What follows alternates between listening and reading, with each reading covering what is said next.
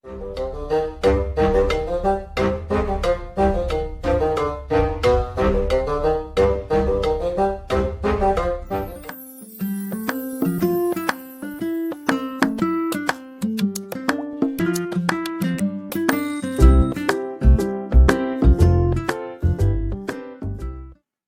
and welcome to your own YouTube channel Space and Time. My name is Sajid and today we will learn parallel plate capacitor એટલે કે સમાંતર plate capacitor. જે છેલ્લું lecture થઈ ગયું એમાં આપણે જોઈ ગયા કે કેપેસિટર શું હોય છે, કેપેસિટન્સ શું હોય છે અને એક અલગથી ટોપિક જોયો ગોળીય કેપેસિટર. કારણ કે તમને મેં એ ટોપિકમાં એ લેક્ચરમાં કીધું હતું કે ત્રણ ટાઈપના કેપેસિટર્સ હોય છે, ગોળીય, સમાંતર પ્લેટ અને નળાકાર. સૌથી વાઇડલી જે યુઝ થાય છે અને જે સૌથી સારા હોય છે એ હોય છે સમાંતર પ્લેટ કેપેસિટર. જે તમારા બોર્ડના સિલેબસમાં વધારે પડતું સમાંતર પ્લેટ કેપેસિટર છે, એટલા માટે આજે આપણે એનું અલગથી લેક્ચર કરીએ છીએ. ગોળીય કેપેસિટર યસ જેડબલઈ નીટ, સિલિન્ડરિકલ કેપેસિટર યસ જેડબલઈ નીટ માટે અગત્યનું છે. કેપેસિટર છે શું, રિવાઇઝ કરી લઈએ થોડું. કેપેસિટર શું છે? કેપેસિટર એ બે વાહક પ્લેટ અથવા વાહક પદાર્થોને એકબીજાથી પરિમિત અંતર, બહુ નાના અંતરે મૂકતા બનતી રચનાને કેપેસિટર કહે છે. કેપેસિટરનું કામ શું છે? વિદ્યુત ભાર સંગ્રહ કરવાનો. બેટરી અને કેપેસિટરમાં શું ફરક છે એ બી આપણે જોઈ ગયા હતા. ગોળીય કેપેસિટરમાં એ બી આપણે જોઈ ગયા હતા ગોળીય કેપેસિટર કેમ સક્સેસ ના ગયા. કારણ કે એક તો એની સાઇઝ બહુ જ મોટી હોય છે, બીજું એનું કેપેસિટન્સ બહુ જ લો હોય છે. વિદ્યુત ભાર સંગ્રહ કરવાની જે ક્ષમતા છે એ બહુ જ નાની હોય છે. તો આજે આપણે જોઈશું parallel plate capacitor. Parallel plate capacitor જોતા પહેલા બે સૂત્ર તમને હું જરૂર યાદ અપાડી દઈશ કે C is equal two Q ભાગ્યા V. Q શું હતું, V શું હતું, C શું હતું તમને ખબર હોવી જોઈએ. આનું જે એકમ છે એટલે કે કુલમ પ્રતિ વોલ્ટ, એને તમે ફેરાડ કહો છો અને આનો વધારે ફેમસ જે વર્ઝન છે એ છે માઇક્રોફેરાડ.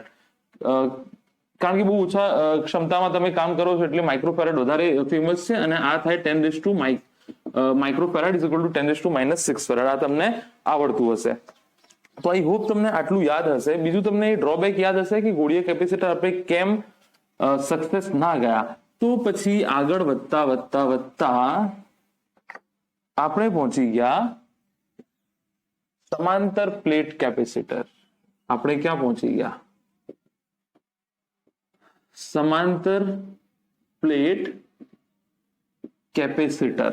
સમાંતર પ્લેટ કેપેસિટર. સમાંતર પ્લેટ કેપેસિટર એટલે કે બે ધાતુની પ્લેટો એકબીજાથી અમુક અંતરે મૂકેલી હોય. એટલે કે ધારો કે આ જે અંતર છે, બંને પ્લેટ વચ્ચેનું જે અંતર છે એ D છે, બરાબર. એક ઉપર ધન વિદ્યુત ભાર અને બીજા ઉપર ઋણ વિદ્યુત ભાર. અચ્છા, એટલે આવી રીતે અહીંયા ધન વિદ્યુત ભાર નિયમિત રીતે વિતરિત થયેલો હશે અને અહીંયા ઋણ વિદ્યુત ભાર વિતરિત થયેલો હશે. અચ્છા, અત્યારે આ બે પ્લેટ જે અચ્છા બીજું આનું ક્ષેત્રફળ માનો એ હોય તો આનું બી ક્ષેત્રફળ એ. અનિવાર્ય શરતો હું તમને થોડી વારમાં ડિસ્કસ કરીશ. એક તો આ પ્રકારના કેપેસિટર જે છે હોઈ શકે એક ઉપર પ્લસ ક્યુ, એક ઉપર માઇનસ ક્યુ. આ અંતર જે છે એ ક્ષેત્રફળની સરખામણીમાં બહુ જ નાનું હોય છે. હું એમ કહી શકું કે ડી ની સરખામણીમાં એ અનંત છે. અનંત તમને ખબર છે કે સાપેક્ષ છે. અનંત મતલબ ક્યારેય એવું નહીં. દાખલા તરીકે અહીંયા જુઓ, આ કેસમાં ક્ષેત્રફળની સરખામણીમાં જે અંતર છે બે પ્લેટ વચ્ચેનું એ બહુ જ નાનું છે, બરાબર. તો આ પ્રકારની જે રચના છે એને સમાંતર પ્લેટ કેપેસિટર કહે છે. સમાંતર પ્લેટ જે કેપેસિટર છે એ તકતી પ્રકારના બી હોઈ શકે. એ આ જે કેપેસિટર છે એ આ પ્રકારના બી હોઈ શકે.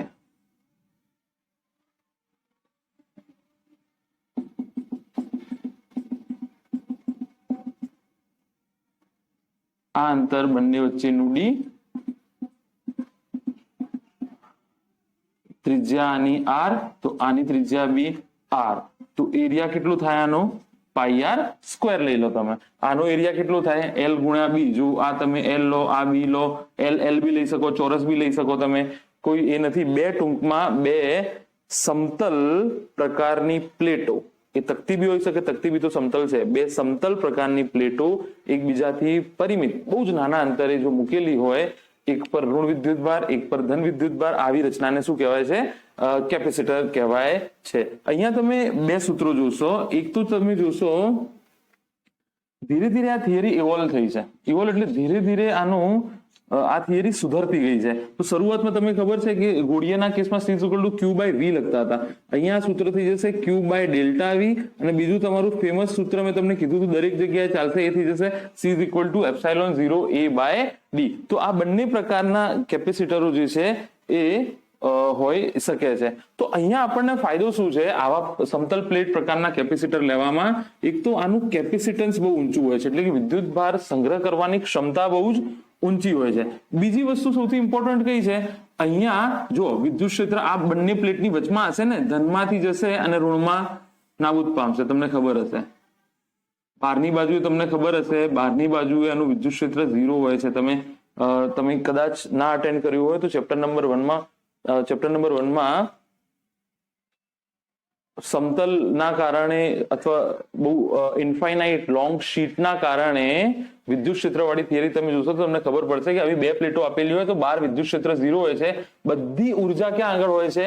વચમાં હોય છે.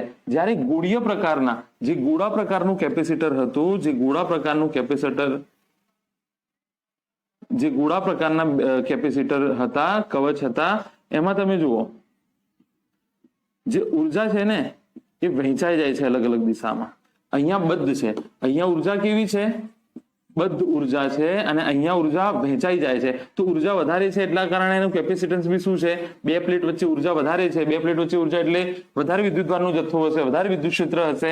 તો અહીંયા જે છે એ ઉર્જા વિખેરાયેલી છે, અહીંયા ઉર્જા બદ્ધ છે. તો ગોળીય કેપેસિટરમાં કેપેસિટન્સ નાનું હતું અને જે ઉર્જા છે એ કેવી હતી?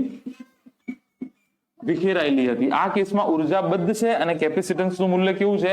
ઊંચું. એના કારણે આપણને સમતલ પ્લેટ, સમાંતર પ્લેટ કેપેસિટર જે છે એ વધુ માત્રામાં દરેક જગ્યાએ વપરાય છે. તમને થોડું કદાચ આઈડિયા હું આપી દઉં. ગઈ વખતે બી મેં તમને આઈડિયા આપ્યો હતો, અત્યારે બી તમને આપી દઉં. આ જ કેપેસિટર મેં તમને લાસ્ટ ટાઈમ જે છે એ દેખાડ્યો હતો, બરાબર ને? તો દાખલા તરીકે આ છેડામાંથી આની એક પ્લેટ નીકળતી હશે, આ છેડો જે છે એમાંથી એક પ્લેટ નીકળતી હશે, અને આ છેડો છે એમાંથી એક પ્લેટ નીકળતી હશે. આ જે તમને દેખાય છે ને એ બી પ્લેટ હશે. આ બે જ દેખાય છે તમને, આ એક પ્લેટ અને આ એક બીજી પ્લેટ. આ અહીંયા એક પ્લેટ હશે અને અહીંયા બીજી પ્લેટ હશે. તો તમને એમ લાગતું હશે કે આ બહારનું જે પાર્ટ છે કલર્ડ, એ શું પાર્ટ છે એ બી તમને શીખવાડીશું. તમે જે અત્યારે ભણો છો હજુ પ્લેટ આ વાયરના નીચે હશે. હું આ જે હોલ છે ત્યાં આગળ પ્લેટ નથી કહેતો. આ જે વાયર છે ને એના નીચે પ્લેટ હશે, આ જે વાયર છે એના નીચે પ્લેટ હશે.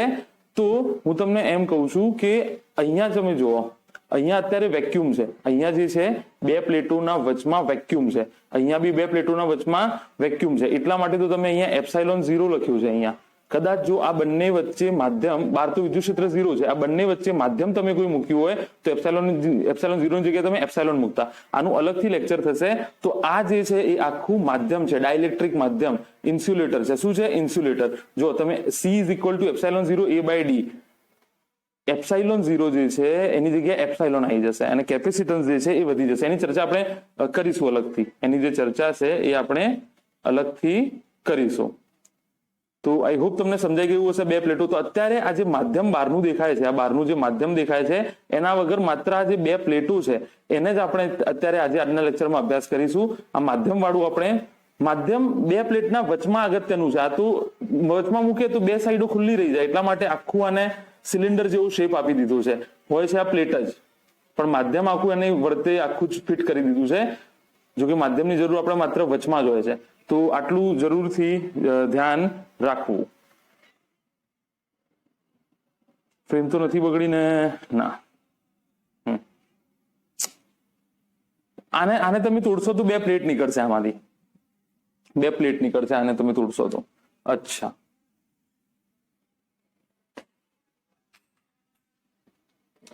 ઓલરાઈટ. તો અહીંયા મેં તમને કીધું એમ ઉર્જા વિખેરાયેલી હશે અને અહીંયા ઉર્જા કેવી હશે, બદ્ધ હશે. તો આ એના ફાયદા છે. અહીંયા મેં તમને કીધું એમ C = ε0 A/d, આ સૂત્ર આપણે તારવીશું. લાસ્ટ ટાઈમ બી તમને દેખાડ્યું હતું.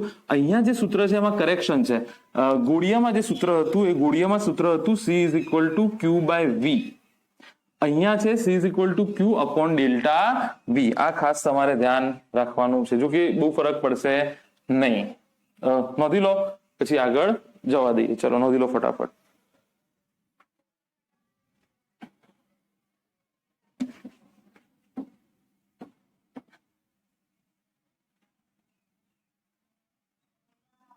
તો સમાંતર પ્લેટ કેપેસિટરોની શરતો શું છે?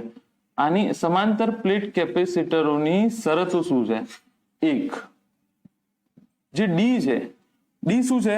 બંને કેપેસિટરના વચ્ચેનું અંતર, બે પ્લેટ વચ્ચેનું અંતર, બે પ્લેટ વચ્ચેનું અંતર.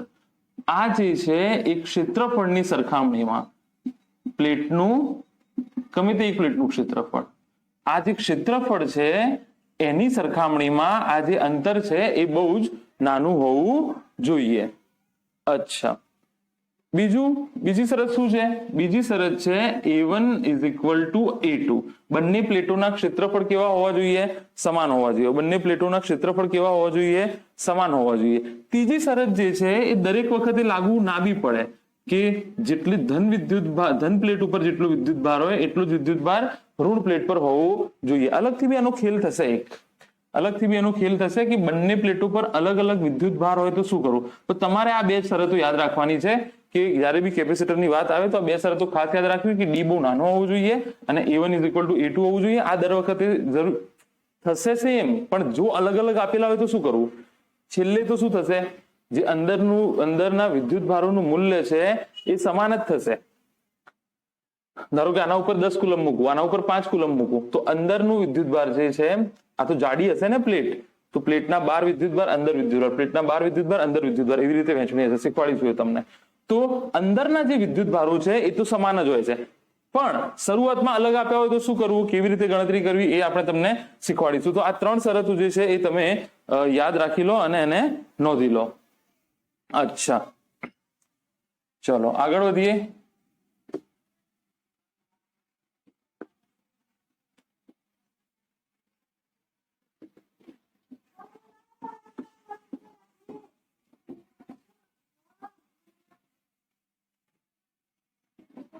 ચલો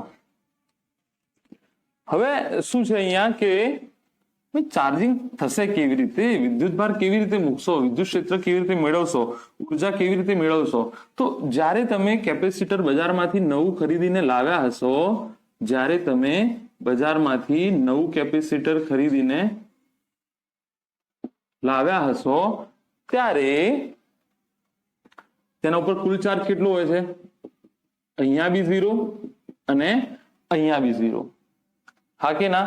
અહીંયા બી 0 હોય છે અને અહીંયા બી 0, કારણ કે ધાતુના કિસ્સામાં હોઈ શકે જેટલા ધન વિદ્યુત ભારો હોય એટલા જ ઋણ વિદ્યુત ભારો હોઈ શકે.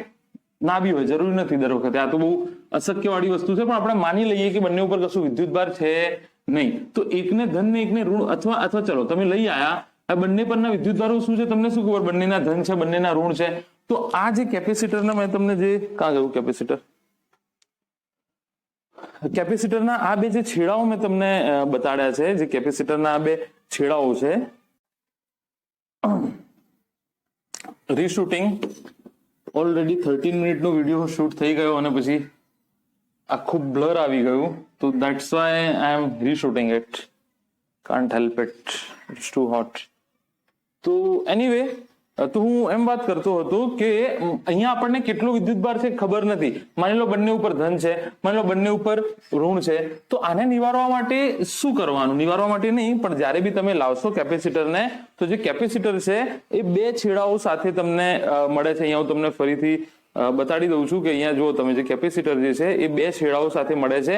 તો આ બંને છેડાઓને તમે બેટરી સાથે જોડી દો છો. આ જે બંને છેડાઓ છે એને તમે બેટરી સાથે જોડી દો છો, બરાબર? તો એ બેટરી સાથે જોડાતા શું થશે એ તમને હું બતાડી દઉં. બેટરી સાથે જોડાતા શું થશે એ હું તમને બતાડી દઉં.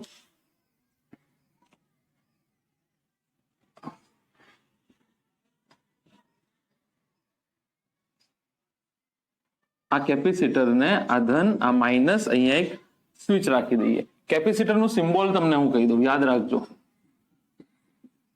આ કેપેસિટરનો સિમ્બોલ છે, સમાંતર પ્લેટ કેપેસિટરનો આ સિમ્બોલ. તો જ્યારે બી તમને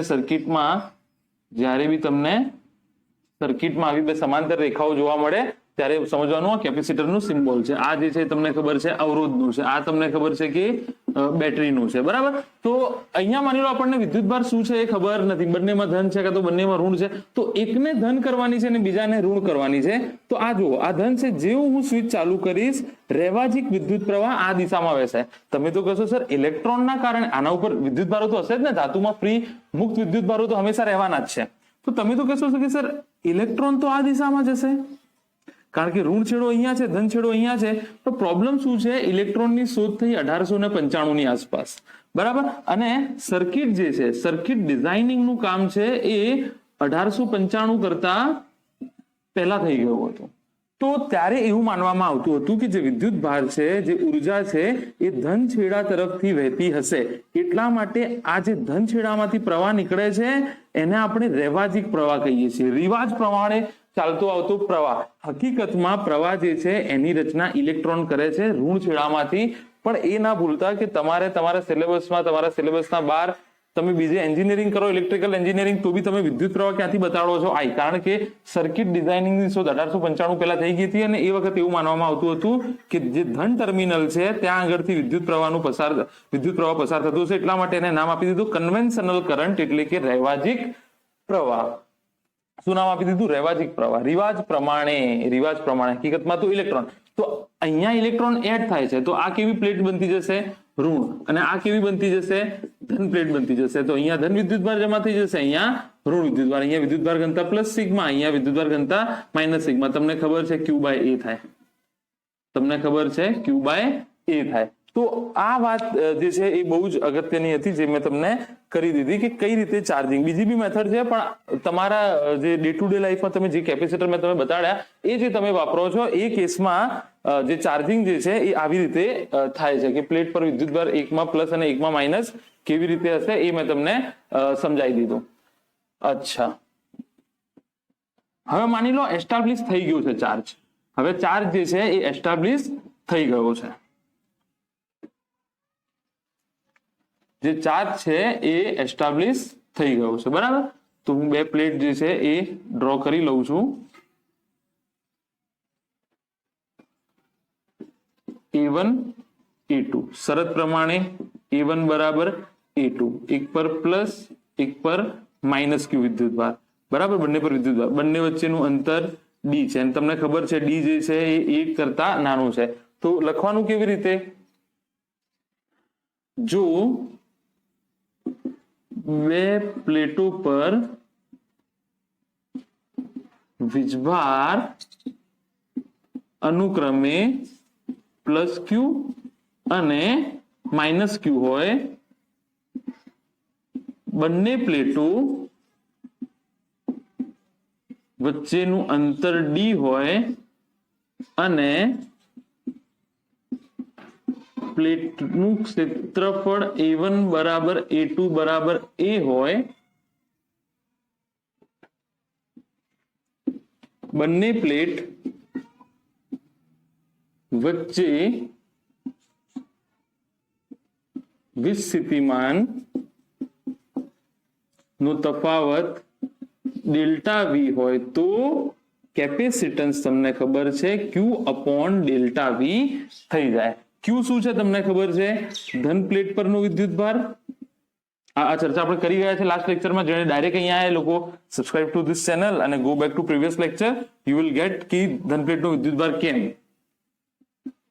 ધન પ્લેટ પરનો વિદ્યુતભાર ભાગ્યા બંને પ્લેટ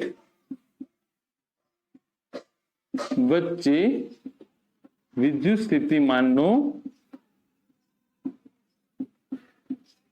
તફાવત. તો કેપેસિટન્સની વ્યાખ્યા શું થઈ જાય? કેપેસિટન્સ એટલે વિદ્યુતભાર સંગ્રહ કરવાની ક્ષમતા.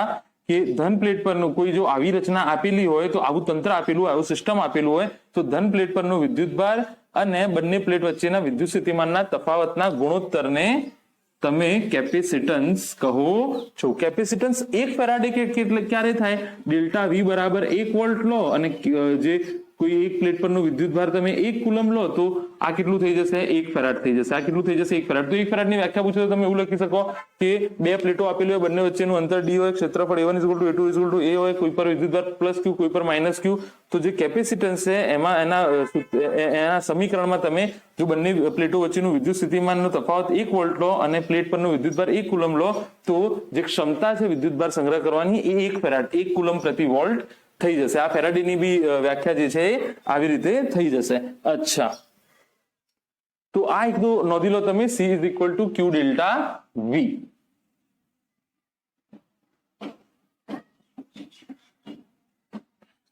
હવે એક વસ્તુ અહીંયા જુઓ તમે,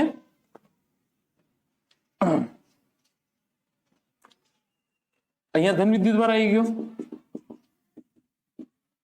અહીંયા ઋણ વિદ્યુતભાર આવી ગયો. હવે અહીંયા જુઓ તમે, આ પ્લેટના કારણે વિદ્યુત ક્ષેત્ર આ દિશામાં હશે. આને 1 નંબર આપી દઉં, આને 2 નંબર આપી દઉં.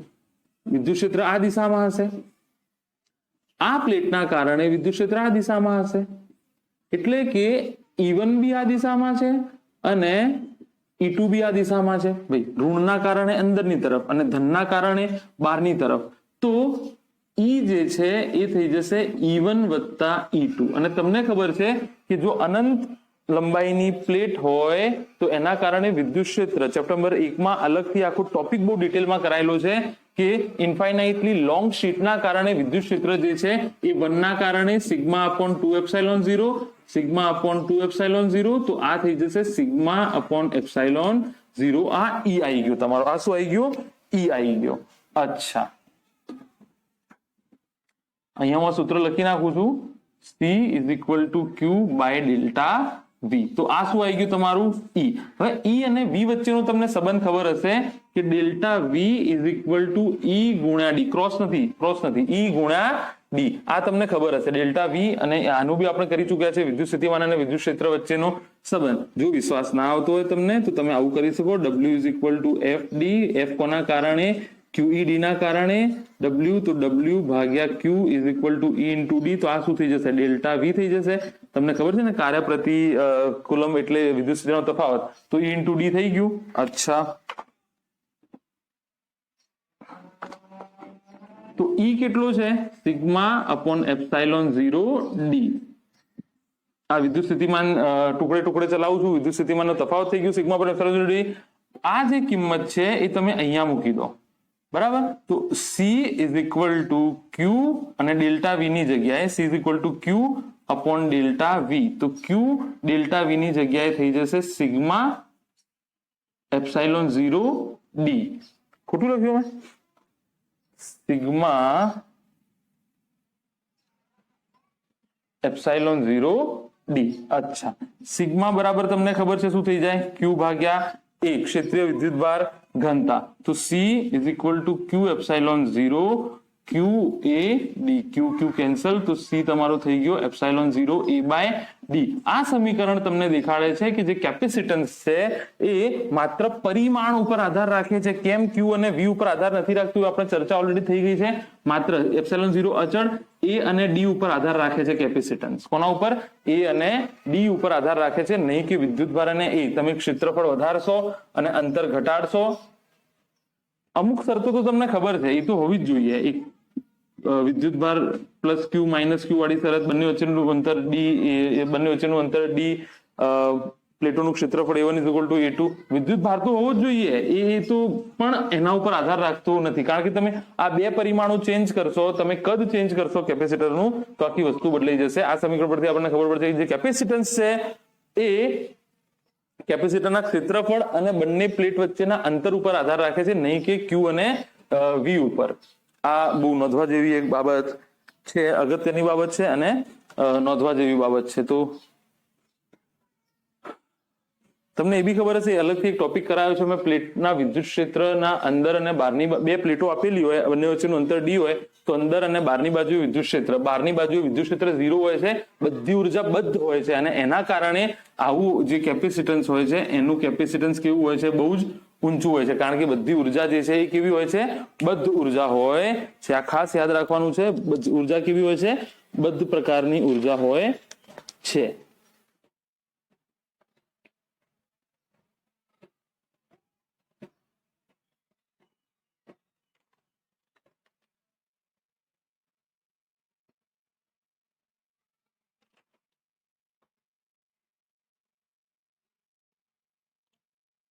બે પ્લેટ આટલું નોંધી લો, પછી આપણે આગળ વધીએ.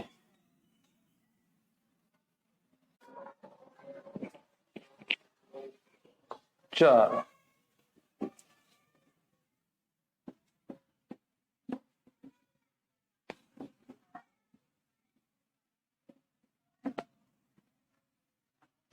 લાઈટ ચાલુ કરી દઈએ. ડન. ઓલરાઈટ, તો અહીંયા આપણને એક સવાલ આપે છે. આપણને કહે છે કે પ્લેટ છે, લંબાઈ L, આ B, ક્ષેત્રફળ તમને ખબર છે E1 = E2. બંને બાજુનું અંતર જે છે એ આપણને કહે છે x.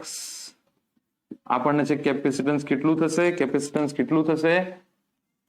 C = ε0 A/d. ε0 E કેટલું થશે? L × B, અને D કેટલું થશે? x. તો આ એનો જવાબ થઈ ગયો.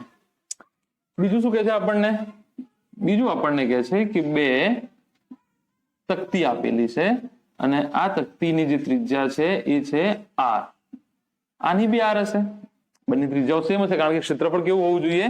સમાન હોવું જોઈએ. બંને વચ્ચેનું અંતર કહે છે આપણને x. શું કહે છે? કેપેસિટન્સ કેટલું થશે? તો કેપેસિટન્સ = ε0 A/d.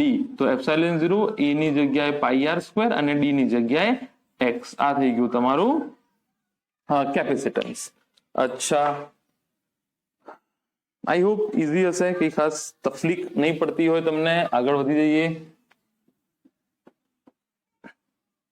કેપેસિટરમાં સંગ્રહિત ઉર્જા લખો. કેપેસિટરમાં સંગ્રહિત ઉર્જા. કેપેસિટરમાં સંગ્રહિત ઉર્જા. ટાઇટલ અહીંયા લખી નાખીએ. સમાંતર પ્લેટ કેપેસિટરમાં સંગ્રહિત ઉર્જા. ખાલી લખો કેપેસિટરમાં સંગ્રહિત ઉર્જા. કેપેસિટરમાં સંગ્રહિત ઉર્જા. ઉર્જા સંગ્રહી કેમ હશે? તો મેં તમને કીધું કે બે છેડા જોડી અને બેટરી જોડશો તમે, તો બેટરી જોડશો તો એના કારણે શું થશે? કાર્ય થશે. તો સ્થિતિ ઉર્જાનો સંગ્રહ, અથવા તમે ડાયરેક્ટ પોટેન્શિયલ એનર્જી એટલે કે સ્થિતિ ઉર્જા લખી શકો. તો અહીંયા ઓલરેડી આપણે ચર્ચા થઈ ગઈ છે કે દાખલા તરીકે બે પ્લેટ હોય, બરાબર? તો બે પ્લેટ આપણે લીધી છે, બંનેના ક્ષેત્રફળ કેવા છે? A1 = A2 અને D A. તો અહીંયા હું અમુક વસ્તુ લખું છું. t = 0 સમયે બંને પ્લેટ એટલે કાં તો ધન પ્લેટ કોઈ એક પ્લેટ પરનો વિદ્યુત ભાર કેટલો લઈ લીધો? 0 છે, બરાબર? અચ્છા, જો વિદ્યુત ભાર 0 તો ΔV 0 હશે, અને કેપેસિટન્સ કેટલું હશે? C જેટલું. અરે Q0 V0 તો C બરાબર તો Q/0. તો આ 0 ના થવું જોઈએ કે અનંત ના થવું જોઈએ? ના થાય, કારણ કે C ક્ષમતા દર્શાવે છે. પહેલા બી મેં તમને કીધું છે કે તમારી જોડે એક બકેટ છે જેમાં 5 લીટર પાણી ભરાવાની ક્ષમતા છે. તમે 2 લીટર ભર્યું છે પાણી, પણ ક્ષમતા કેટલી છે એની?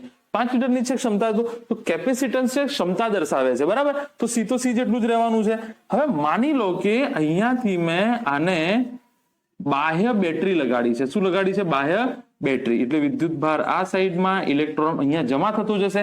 તો મારે અહીંયાથી ઇલેક્ટ્રોનને કાઢી અને ક્યાં જમા કરાવવાનું છે? અહીંયા. હવે હું એમ બી કહી શકું કે ઇલેક્ટ્રોન અહીંયાથી અહીંયા જાય છે.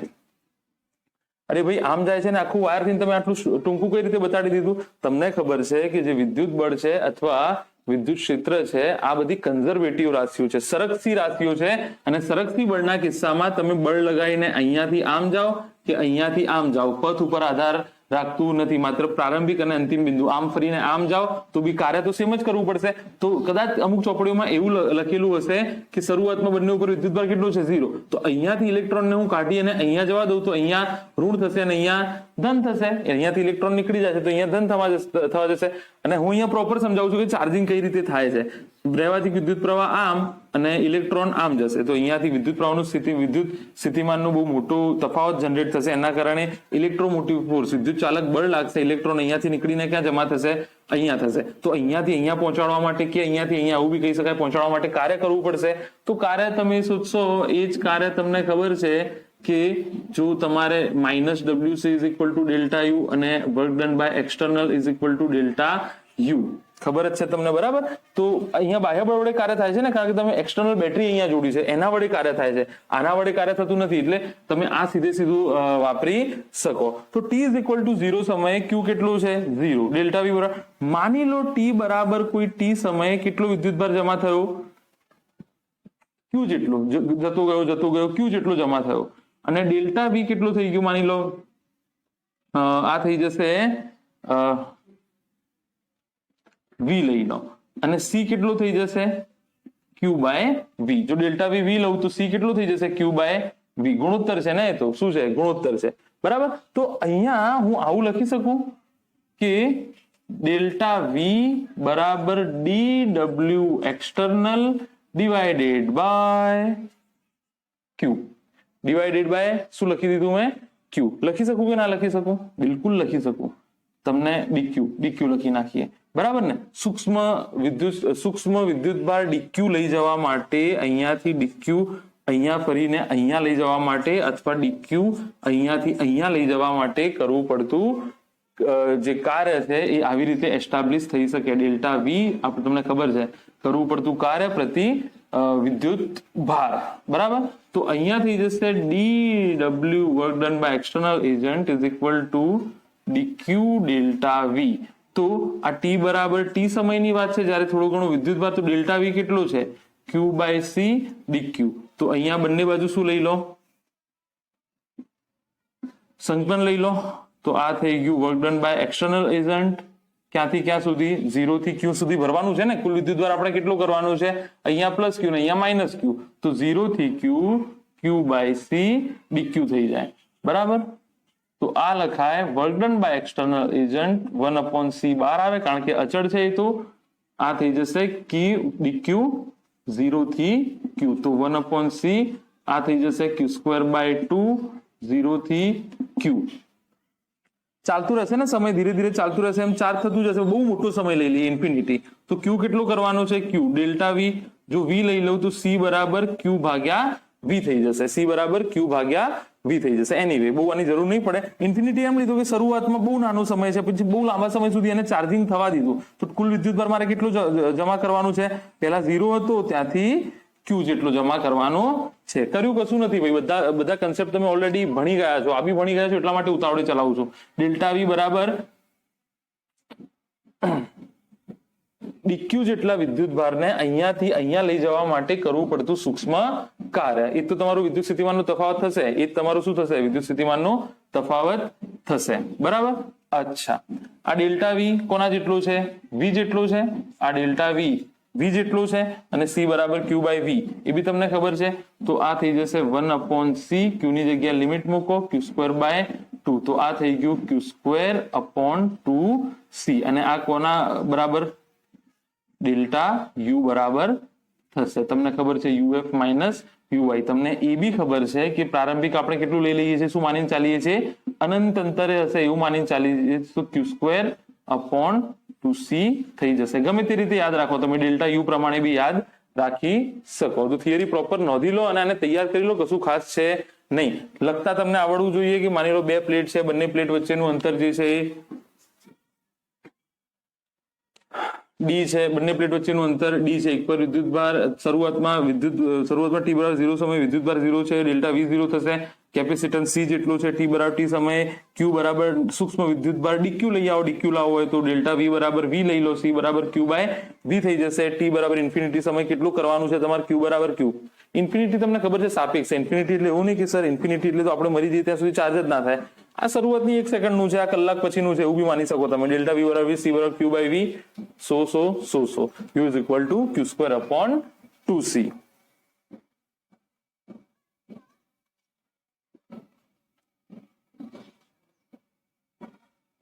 કશું રહી તો નથી જતું, પ્રોબેબલી નથી રહી જતું. આસાન છે, થિયરીમાં છે નહીં કશું. યાદ કરી લેજો, સૂત્ર ખાસ યાદ રાખજો તમે, બરાબર. અચ્છા, હવે અહીંયા જુઓ,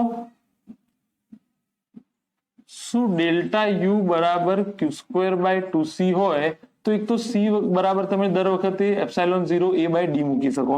કોઈ મને એમ કે મારે v ના પદમાં જવાબ લાવવો છે તો શું ડેલ્ટા યુ ક્યુ ની જગ્યાએ, તમને એ બી ખબર છે ને કે c is equal to Q by v, તો q is equal to cv મુકાય કે ના મુકાય?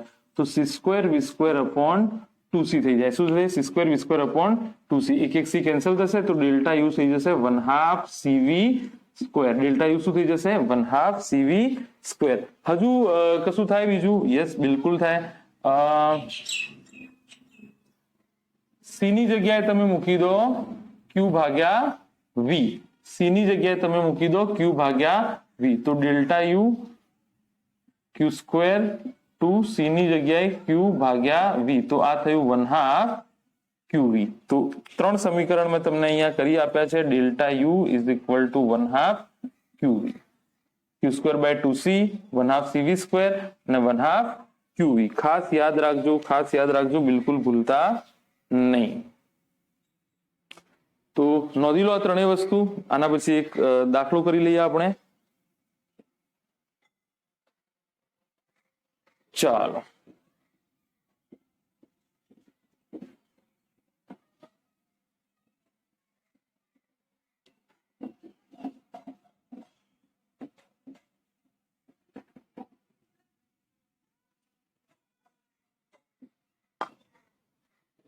ફ્રેમ ચાલુ છે? હા, ચાલુ છે. ચાલો, એવું કે છે આપણને કે શરૂઆતમાં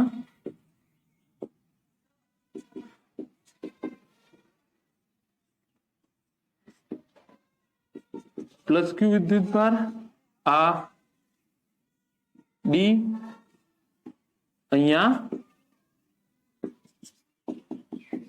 માઇનસ ક્યુ, અથવા એવું બી તમે કરી શકો પ્લસ સિગ્મા માઇનસ સિગ્મા વિદ્યુતભાર ઘનતા. શરૂઆતમાં આ છે. આ જે છે એ એને આ પ્લેટને ફિક્સ રાખે છે, આ પ્લેટને ફિક્સ રાખે છે અને આ પ્લેટને 2d જેટલા અંતરે લઈ જાય છે. એ જ પ્લેટ છે. Minus sigma plus sigma plus Q. તો આ તંત્રમાંથી આ તંત્રમાં જવા માટે કરવું પડતું કાર્ય શોધો. બાહ્ય બળ વડે કાર્ય થતું ને. આ પ્લેટ આ શરૂઆતમાં આ છે, આને મેં ફિક્સ પકડી રાખી અને આને 2d જેટલા અંતરે દૂર લઈ ગયો. તો એના માટે કરવું પડતું કાર્ય શોધો. તમને ખબર છે w એક્સટર્નલ જે છે એ ડેલ્ટા યુ જેટલું થશે, એટલે uf માઇનસ ui થશે. અંતિમ કેટલું થશે? અહીંયા તમે જોઈ લો, 1/2 cv સ્ક્વેર. v તો એટલું જળવાઈ રહેશે. અહીંયા લખી દઉં, જુઓ ui કેટલું થશે? q સ્ક્વેર બાય 2c હતું ને તમારું, અને c બરાબર એપ્સિલોન 0. એ રીતે બી કરી શકો, મલ્ટિપલ મેથડ છે. અહીંયા જુઓ ui કેટલું થઈ જશે? q square upon 2c, q square 2 epsilon 0 a d.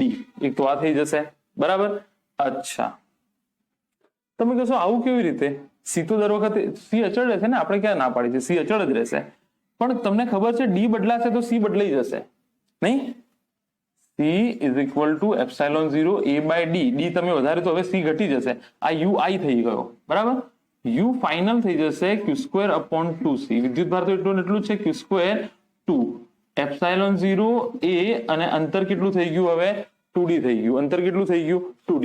સમીકરણમાં કિંમતો મૂકી દો, પતી જાય. w work done by external agent, q square 2d 2 epsilon 0 a, q square d 2 epsilon 0 a. તો કોમન કેટલું નીકળશે? q સ્ક્વેર કોમન નીકળશે, 2 એપ્સિલોન 0 a d 2 માઇનસ 1. તો પતી ગયું. જવાબ આવશે q square 2 epsilon 0 a d. ફ્રેમમાં આવે છે કે નહીં જોઈ લઈએ. હા, ફ્રેમમાં તો આવે છે. 2 એપ્સિલોન 0 a બાય d, અને એપ્સિલોન 0 a બાય d કેટલું છે? c જેટલું છે. પણ આટલો જવાબ રાખો તમે, આટલો જવાબ રાખો એને આગળ તમે લઈ જઈ શકશો નહીં કારણ કે સી એસ્ટાબ્લિશ કર્યો નથી. તો આ જવાબ આવશે 1/2 ક્યુ સ્ક્વેર ડી એપ્સાઇલોન 0 એ બરાબર ડબલ્યુ એક્સટર્નલ, બરાબર ડબલ્યુ એક્સટર્નલ આ થશે. બરાબર. અચ્છા,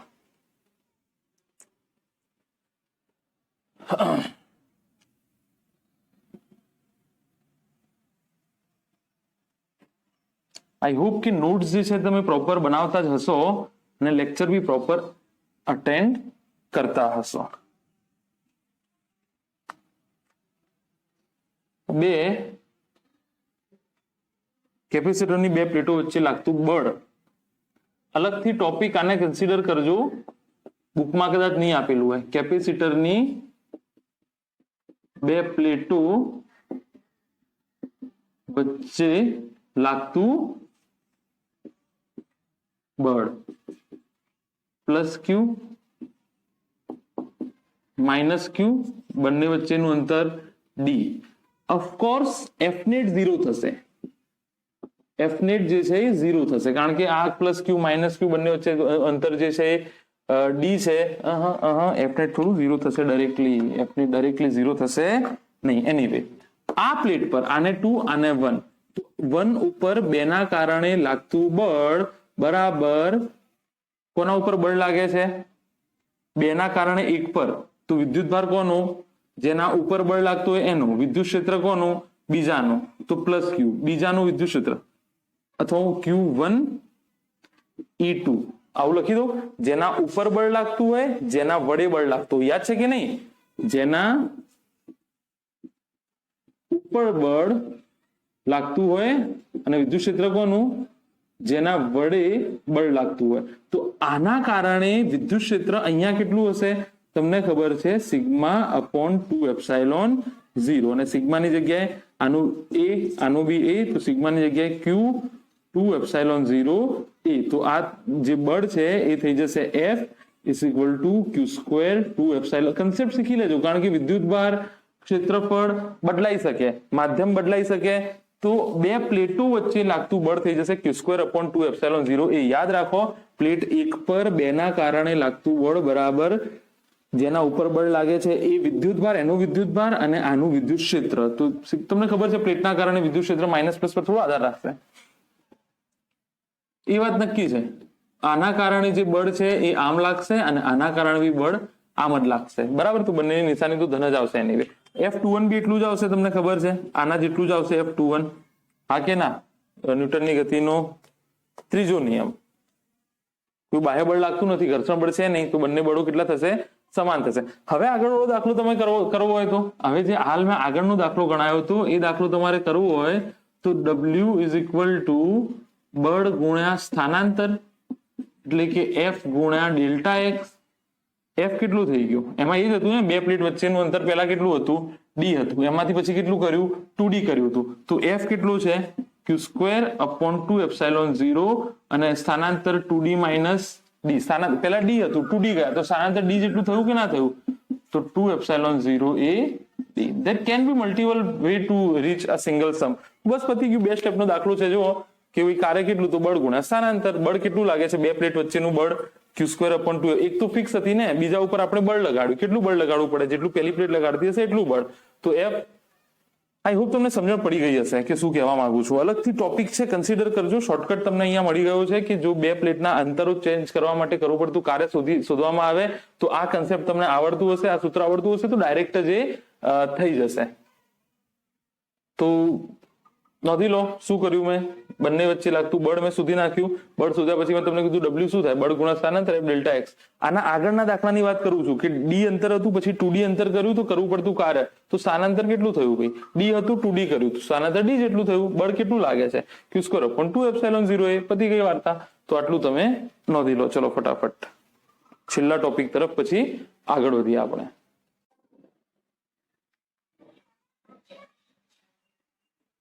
ચલો છેલ્લા ટોપિક તરફ આગળ વધીએ અને એના પછી કેરીનો રસ ખાવા જઈએ.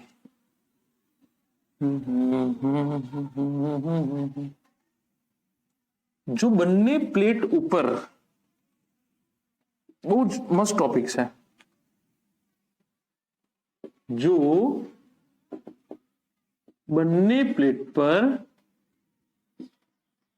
વીજભારો સમાન ન હોય તો, જો બંને પ્લેટ ઉપર વિદ્યુત ભાર સમાન ના હોય તો એનો મતલબ હું એમ કહું છું કે જો બે પ્લેટ આપી છે, એ બે પ્લેટ વચ્ચેનું અંતર જે છે એ ડી છે, ક્ષેત્રફળ બંનેના સમાન છે એ અને એ, પણ આના ઉપર વિદ્યુતભાર Q1 આપેલું છે અને આના ઉપર વિદ્યુતભાર Q2, તો કેપેસિટન્સ કેટલું થશે, સી કેટલું થશે, કેપેસિટન્સ કેટલું થશે, એની અહીંયા ચર્ચા કરવાની છે. આ કેસમાં શું થશે એ આપણે જોઈ લઈએ થોડું ડિટેલમાં કે કેપેસિટન્સ કેટલું થશે એ કેસમાં. કારણ કે અત્યાર સુધી તમે શું કરતા હતા, ધન પ્લેટ પરનો વિદ્યુતભાર લઈ જતા હતા અને ધન અને એ વખત એમાં તો શું હતું, ધન અને ઋણનો વિદ્યુતભાર સમાન હોતું હતું. તો વ્યાખ્યામાં શું કર્યું, બંનેના વિદ્યુતભાર કન્સિડર કરીને શું મતલબ, તો ધન પ્લેટ પરનો વિદ્યુતભાર ડિવાઇડેડ બાય બંને વચ્ચેનું વિદ્યુત સ્થિતિમાન. પણ બંને ઉપર વિદ્યુત ભારો અસમાન આપ્યા હોય તો સમાન વાળામાં તો તમને સમજાઈ ગયું છે બરાબર, Q બાય ડેલ્ટા V, ધન પ્લેટ પરનો વિદ્યુતભાર ભાગ્યા ડેલ્ટા V, બંનેમાં સમાન વિદ્યુતભાર. પણ અસમાન હોય તો ધન પ્લેટનો વિદ્યુતભાર અલગ છે, ઋણ પ્લેટ પરનો વિદ્યુતભાર અલગ છે. તો એ કેસમાં શું કરવું એની મેથડ છે. છેલ્લે તો તમારે તો શોર્ટકટ જ યાદ રાખવાનું છે, પણ હું તમને શીખવાડી દઉં કે કરવાનું શું છે. અહીંયા શું આપણે ટોપિક કેવી રીતે ચલાવીશું એ જોઈ લઈએ. બીજું પ્લેટ છે એ તો 2D છે ને, પ્લેટ 2D છે, પણ અહીંયા જુઓ 2D એટલા માટે આપણે લઈએ છીએ કે આ જે ક્ષેત્રફળ છે એની સરખામણીમાં આ જાડાઈ ઓછી છે, પણ છે તો ખરા, પ્લેટની થિકનેસ તો હશે ને, આ પ્લેટની જાડાઈ તો છે ને, તમે જોઈ શકો છો અહીંયા પ્લેટની જાડાઈ તો છે બરાબર. ફ્રેમ છે કે નહીં જોઈ લઈએ, હા છે બરાબર. તો પ્લેટની જાડાઈ તો છે, તો અહીંયા જો હું પ્લેટ ડ્રો કરું છું, આ પ્લેટ જે છે એ આ પ્રકારની હશે, હા કે ના, જે પ્લેટ તો આ પ્રકારની હશે ને, ગમે તેવી પ્લેટ હોય વ્યવહારમાં, એ તો આપણે એટલા માટે નથી ગણતા કે કે એનું જે એક પરિમાણ છે એ બહુ શું હોય છે, મોટું હશે. પ્લેટ તો આવી હશે ને, પ્લેટ શું હશે, આવી હશે. અચ્છા, બીજી પ્લેટ હું ડ્રો કરી દઉં છું અહીંયા આવીને આવી,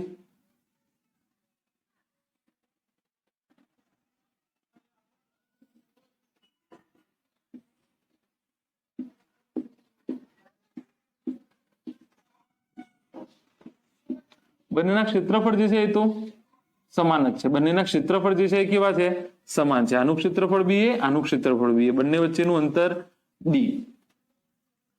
હવે આના ઉપર મેં વિદ્યુતભાર મૂક્યો, ચાર્જ કરી પેલું બેટરી લગાવીને, અને આના ઉપર વિદ્યુતભાર માની લો Q1 આવ્યો અને આના ઉપર વિદ્યુતભાર કેટલો આવ્યો, Q2 આવ્યો. આ કિસ્સામાં મારે કશું તો ગણતરી કરવી પડશે કે મારે મહત્વનું શું છે, અંદરની પ્લેટનો વિદ્યુતભાર. મારે મહત્વનું શું છે, અંદરની પ્લેટ. અંદરની પ્લેટ એટલે ભાઈ ધારો કે આ બે પ્લેટ છે, તો મારે અહીંયા વિદ્યુતભાર કેટલું છે એના ઉપર મારું આધાર રાખે છે કેપેસિટન્સ, હા કે ના. અહીંયાથી મારે કોઈ મતલબ નથી અહીંયા વિદ્યુતભાર કેટલું, પણ તમને ખબર છે કે જો આના ઉપર વાહકના ઉપર હું કોઈ વિદ્યુતભાર મૂકું તો એ એની સપાટી ઉપર જતો રહેશે.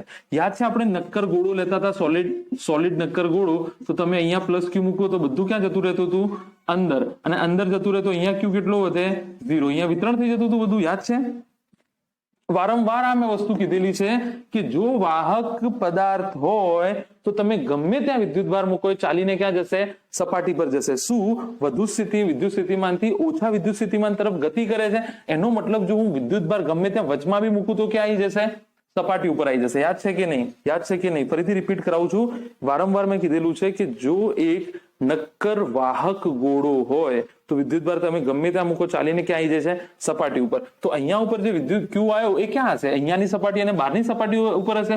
અને મેં તમને કીધું એમ કે મારે માત્ર કઈ સપાટી કામની છે, આ જે અંદરની છે આ સાઈડની મારે કામની નથી. આ પ્લેટ હોય તો મારે અહીંયા વિદ્યુતભાર કામનું છે, અહીંયા વિદ્યુતભાર કામનો નથી. પણ હશે તો ખરા ને વિદ્યુતભાર, કારણ કે જે બી વિદ્યુત મૂક્યો ક્યાં જતું રહ્યું છે, સપાટી ઉપર જતું રહ્યો છે. અને જો સપાટી ઉપર જતું રહે તો અંદરની બાજુ, યાદ કરો વાહકની અંદરની વાત કરું છું, વાહકની સપાટી ઉપર નહીં, વાહકના અંદર, અહીંયાની વાત છે, સમજાય છે ને, અહીંયાની વાત છે. मतलब આ જે વચમાં હાઉ ટુ ડ્રો ઇટ, અહીંયા વચમાની વાત છે, સપાટી ઉપર નહીં. આ જે છે ને અહીંયા વચમાની વાત છે, બરાબર. અહીંયા ક્યુ કેટલું થશે 0. તો આને હું એ આપી દઉં તો આ ઈ એ બિંદુ પર કેટલો થાય 0. આને હું બી આપી દઉં તો ઈ બી કેટલું થશે 0. વિદ્યુત ભાર જ નથી તો વિદ્યુત ક્ષેત્ર કેટલું થઈ જશે 0. હું અંદરના ભાગની વાત કરું છું, વાહકના અંદર. ગોળામાં તમને વધારે સમજાશે અથવા અહીંયા બી તમને સમજાશે. દાખલા તરીકે જો આ પ્લેટ આવી હોત, આવી, બરાબર, તો હું અહીંયા વિદ્યુત ભાર મૂકું તો બધું વિદ્યુત ભાર ચાલીને ક્યાં આવી જતો, સપાટી ઉપર આવી જતો. તો અંદર ઈ 0, અંદરની તરફ ઈ કેટલું થઈ જતું, બોક્સના અંદર 0. તો આ બોક્સના અંદરની વાત છે, આ બોક્સના અંદરની વાત છે. ઈ બરાબર 0 અને ઈ બી બરાબર 0. હવે અહીંયા જુઓ તમે, માની લો કે Q1 ના અંદરની બાજુએ, અહીંયા અંદરની બાજુએ Q જેટલો વિદ્યુત ભાર આવ્યો, તો બહારની બાજુએ Q1 માઇનસ Q હશે. આ બે પ્લેટ છે, તો માની લો અહીંયા Q વિદ્યુત ભાર આવ્યો, તો અહીંયા Q1 માઇનસ Q હશે, હા કે ના ભાઈ? આ Q1 છે ટોટલ, તો અહીંયા કેટલો આવ્યો Q, તો બહારની બાજુ Q1 માઇનસ Q. માની લો એ જ રીતે અહીંયા અંદરની તરફ X આવ્યો, તો અહીંયા Q2 માઇનસ શું થઈ જશે, X. અહીંયા X આવ્યો તો અહીંયા Q2 માઇનસ X થઈ જશે. અચ્છા, ઈએ કેટલો લીધો છે આપણે, 0 લીધો છે. ઈએ બરાબર 0. અહીંયા જુઓ, આ Q1 માઇનસ Q ના કારણે આ બિંદુએ વિદ્યુત ક્ષેત્ર આમ હશે, એ ઉપર. સંપાતવાનો નિયમ વાપરીએ ને, આના કારણે વિદ્યુત ક્ષેત્ર વત્તા આના કારણે વિદ્યુત ક્ષેત્ર વત્તા આના કારણે વિદ્યુત ક્ષેત્ર વત્તા આના કારણે વિદ્યુત ક્ષેત્ર. તો Q1 માઇનસ Q એના કારણે. અચ્છા, આના કારણે વિદ્યુત ક્ષેત્ર કેટલું હશે તમને ખબર હશે. ઈ નું અહીંયા સૂત્ર લખી દઉં છું. ઈ તમને ખબર છે સિગ્મા અપોન 2 એપ્સાઇલોન 0. તો વિદ્યુત ભાર Q અપોન 2 એપ્સાઇલોન 0 અને Q ભાગ્યા A થઈ જશે ને, સિગ્મા બરાબર Q ભાગ્યા A. તો અહીંયા Q કેટલું છે, Q1 minus Q upon 2 epsilon 0 A. Q1 minus Q upon 2 epsilon 0 A. Sigma upon A, sigma Q1 minus Q ભાગ્યા A થશે. આના કારણે E ઉપર, વચની વાત છે. આવી રીતે જુઓ,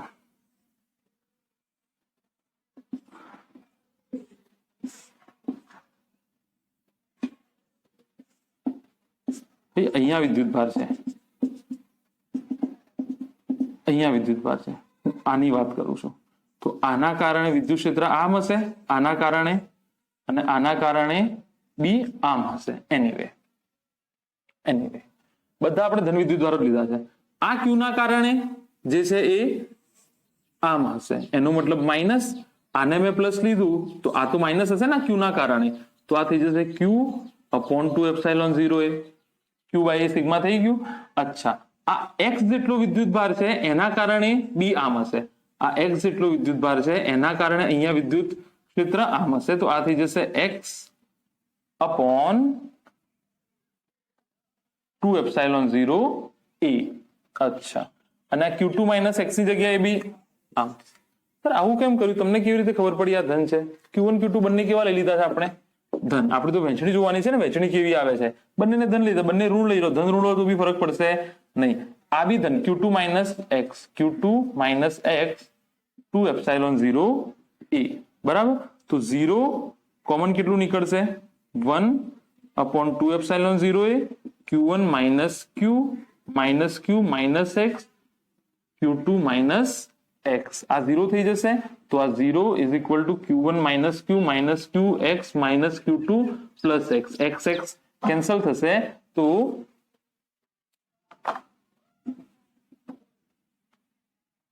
X શું થશે, કેન્સલ થશે. શું કર્યું ખબર પડી કે નહીં? આ બંને ધન લીધા છે. પછી મેં કીધું તમને કે વાહકના અંદરના ભાગમાં વિદ્યુત ક્ષેત્ર કેટલું થાય, 0 થાય. તો અંદરના ભાગમાં E 0. તો E અમારે શોધવું હોય તો E મતલબ સંપાતનો નિયમ વાપરો. આના કારણે વિદ્યુત ક્ષેત્ર, આના કારણે વિદ્યુત ક્ષેત્ર કયા બિંદુએ, એ બિંદુએ. આના કારણે આ બિંદુ એ લઈ લો, આ બિંદુ બી લઈ લો. આના કારણે વિદ્યુત ક્ષેત્ર, એ મેં સંપાતનો નિયમ જે છે એ લગાડ્યો છે. અને સૂત્ર કયું આપ્યું, પ્લેટના કારણે વિદ્યુત ક્ષેત્ર સિગ્મા પર 2 એપ્સિલોન 0. તો Q, તો Q દરેકમાં અલગ અલગ છે ને, Q ની વેલ્યુ મૂકતો ગયો, Q minus Q, Q X, Q2 minus X and so on. તો આ થઈ ગયું 0 is equal to Q1 minus 2Q minus Q2. તો આ થઈ જશે 2Q is equal to Q1 minus Q2 તો Q બરાબર થઈ ગયું Q1 માઇનસ Q2 બાય 2. યાદ રાખો હંમેશા. તો આ કેટલું થઈ ગયું Q1 માઇનસ Q2 બાય 2. અહીંયા વિદ્યુતભાર એટલો આવશે આ Q ની જગ્યાએ. આ અંદરની પ્લેટ ઉપર Q1 યાદ રાખી લો Q1 માઇનસ Q2 બાય 2. જો અલગ અલગ હોય તો Q1 માઇનસ Q2 બાય 2. અચ્છા ચલો હવે કાઢી નાખું છું. હવે EB શોધી લઈએ આપણે. Q માં અહીંયા લખી દઉં Q1 માઇનસ Q2 બાય 2. અહીંયા હું લખી દઉં છું Q is equal to Q1 minus Q2 by 2. ચાલો હવે EB જુઓ કે EB કેટલું થાય છે. બરાબર EB બી બિંદુ આગળ વિદ્યુત ક્ષેત્ર EB બરાબર 0. તો EB બરાબર 0. સંપાતપણાના નિયમ પ્રમાણે EB આપણે મૂકતા જઈએ. EB બરાબર 0.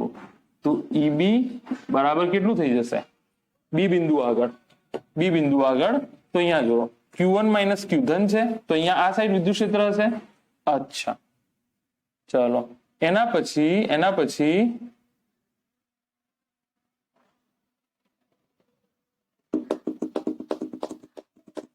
આ Q ના કારણે બી આમ હશે, પછી આ X ના કારણે બી આમ હશે, અને Q2 જે બહારની તરફ છે એના કારણે આમ થશે.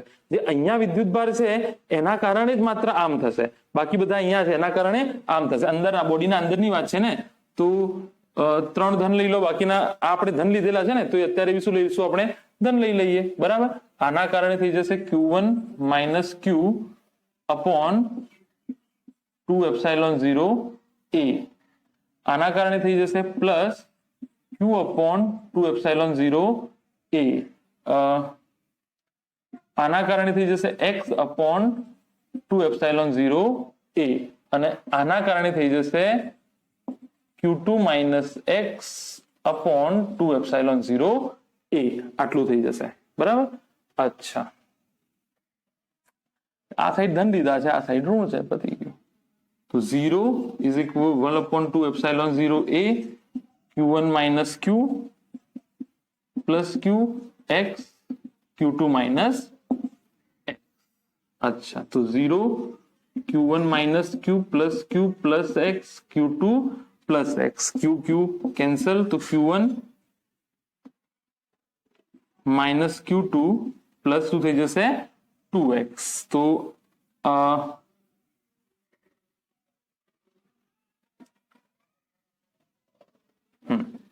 तो 2x इज इक्वल टू થઈ જશે Q2 માઇનસ Q1. તો x is equal to Q2 minus Q1 by 2. અને આવી રીતે લખી શકું x is equal to minus Q1 by Q2 by 2. અહીંયા પ્લસ Q1 Q2 બાય 2. અહીંયા x બરાબર શું થશે માઇનસ, યાદ રાખવા માટે આસાન થઈ જશે. અહીંયા 3 કુલમ તો અહીંયા માઇનસ 3, અહીંયા 3 માઇક્રોકુલમ તો અહીંયા માઇનસ 3 કુલમ, અહીંયા 5 તો અહીંયા માઇનસ 5. આ ગણતરી અલગથી કરવી એના કારણે માઇનસ કોમન લઈ લીધો, તો Q1 માઇનસ Q2 બાય 2. તો આના આગળ માઇનસ લગાવો તો આ થઈ જાય. તો x બરાબર કેટલું આવ્યું માઇનસ Q1 Q2 બાય 2. સમજાય કે ના સમજાય? સમજાય કે ના સમજાય? સમજાય જાય, બિલકુલ સમજાય. કેમ ના સમજાય? અચ્છા, પ્રેમ ચાલુ છે કે નહીં? હા ચાલુ છે પ્રેમ. અચ્છા, તો યાદ રાખી લો બંને. x અહીંયા લખી દઉં છું minus Q1 minus Q2 by 2. એટલે અહીંયા 3 કુલમ તો અહીંયા માઇનસ 3 કુલમ, પતી ગયો. તો વિદ્યુતભારની વહેંચણી તમે જોઈ લઈએ, એક બે પ્રેક્ટિસ કરી લઈએ કે શું થાય છે શું નહીં.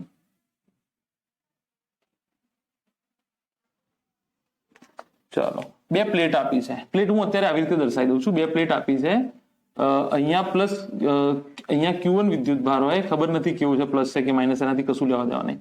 અહીંયા Q2 વિદ્યુત ભાર હોય તો અંદરની બાજુએ અહીંયા કેટલું થઈ જશે વિદ્યુત ભાર Q1 માઇનસ Q2 બાય 2, અને અહીંયા કેટલું થઈ જશે minus Q1 minus Q2 by 2. બાર ગણતરી કરી લેજો કેટલી થાય, Q1 માઇનસ Q જેટલી થાય. બરાબર, અહીંયા કેટલું થઈ જશે Q minus Q1 Q2 by 2, અને સો ઓન. જોઈ લઈએ આની ગણતરી.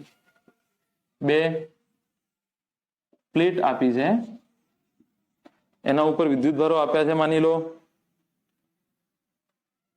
10 માઇક્રોકુલમ અને માઇનસ 4 માઇક્રોકુલમ. 10 માઇક્રોકુલમ અને માઇનસ 4 માઇક્રોકુલમ. શીખવાડું તમને શું શોધવું છે, કેપેસિટન્સ શોધવું છે ક્યુ બાય ડેલ્ટા વી.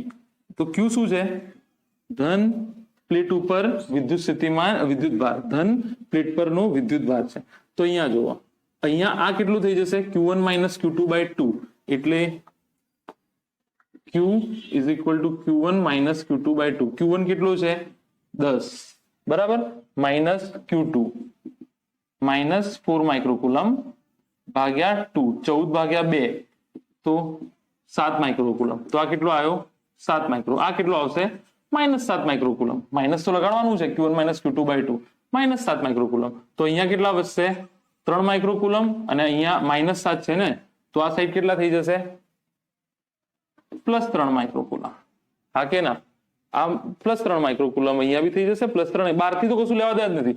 આ 7 આવી ગયું, તો અહીંયા 7 માઇક્રોકુલમ ભાગ્યા ડેલ્ટા વી. આઈ હોપ તમને ખબર પડી ગઈ હશે હવે કે કરવાનું શું છે. યાદ રાખી લો, અંદર કોને Q1 કોને Q2 લો છો એ ખાસ ધ્યાન રાખવાનું. દાખલા તરીકે બે પ્લેટ આપી છે તમને, 6 માઇક્રોકુલમ અને 8 માઇક્રોકુલમ. 6 માઇક્રોકુલમ 8 માઇક્રોકુલમ. કેપેસિટર શોધવાનું કીધું Q ડેલ્ટા વી. તો અહીંયા થઈ જશે Q1 minus Q2 by 2. Q1 6 minus 8 ભાગ્યા 2. હા કે ના, તો 6 માઇનસ 8 કેટલા થશે, 6 8 જ છે ને, 6 8 જ છે. 6 માઇનસ 8 ભાગ્યા 2 તો -2 ભાગ્યા -1, 1 માઇક્રોકુલમ, અને આ થઈ જશે -1 માઇક્રોકુલમ. તો આ કેટલા થઈ જશે +1 માઇક્રોકુલમ. તો અહીંયા કેટલા લેવાના, ધન પ્લેટ આ છે, આ વખતે અંદરનું વિદ્યુતભાર મારા કામના છે. આ છે ને, તો એના અંદરનું વિદ્યુતભાર જ મારા કામનું છે, બહારનું વિદ્યુતભાર તો 1 માઇક્રોકુલમ ભાગ્યા ડેલ્ટા વી. જરૂરી થોડું છે દર વખત આ જ ધન હોય, આ વખત આ ધન પ્લેટ છે, ભૂલ તો નથી કરતું, જોઈ લઉં.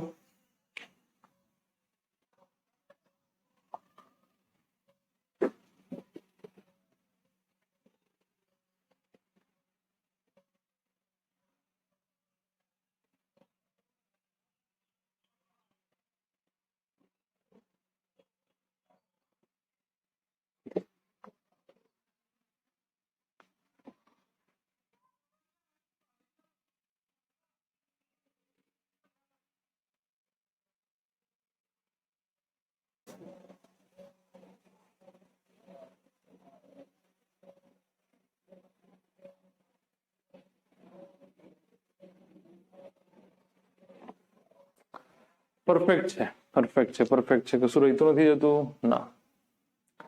તો બસ આટલે આ ટોપિક પૂરો કરીએ છીએ. આઈ હોપ તમને સમજણ પડી ગઈ હશે. ગરમી બહુ છે, બહુ સલાહ નહીં આપું આજે, તમે મહેનત કરતા જશો, હજુ વધારે મહેનત કરજો. અને ચેનલ જે લોકો સુધી ના પહોંચે, હજુ બી we are locked up. I hope કે જુલાઈના ફર્સ્ટ વીકમાં કે જૂનના લાસ્ટ વીકમાં રીઓપન થઈ જાય તમારી ઇન્સ્ટિટ્યૂટ, તમારા કોચિંગ, તો બહુ ફાયદો થઈ જશે તમને. અનસર્ટેન છે આ યર, પ્રાર્થના કરો, અને બધું અનસર્ટેન છે, you can not decide, God will decide, બરાબર ને, ભગવાન નક્કી કરશે જે કરશે. એટલે તમારું કામ શું છે, ડેલી જે છે, જે તમારા સુધી પહોંચે છે મટીરિયલ, જે તમારા સુધી કન્ટેન્ટ પહોંચે છે, એ બહુ જ ધ્યાનથી વાંચતા રહો. આઈ હોપ તમને સમજાઈ ગયું હશે. ના સમજાયું હોય તો you have my number, you can call me any time. તો again, thank you so much for attending this class. All the very best.